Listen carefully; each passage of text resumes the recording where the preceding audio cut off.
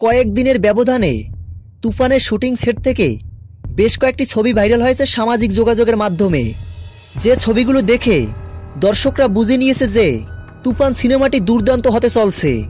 শাকিব খানের ভয়ানক look, expression দেখে দর্শকরা বেজায় খুশি।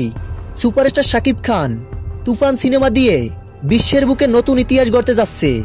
সম্প্রতি আবারও ভাইরাল হয়েছে মিমি চক্রবর্তীর তুফান সিনেমার একটা ভিডিও ক্লিপ, যেখানে মিমি চক্রবর্তীকে দুর্দান্ত লাগছে। তুফান সিনেমার শুটিং সত্যি তুফানের গতিতে চলছে।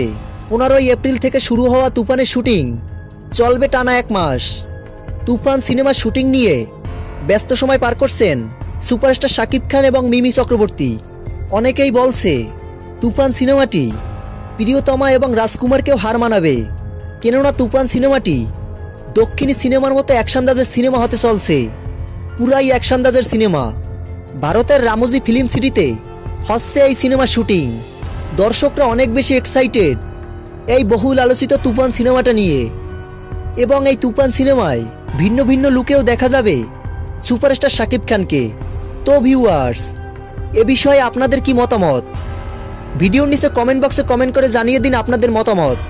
ভিডিওটি ভালো লাগলে চ্যানেলটি সাবস্ক্রাইব করে আমাদের পাশে থাকুন। ধন্যবাদ।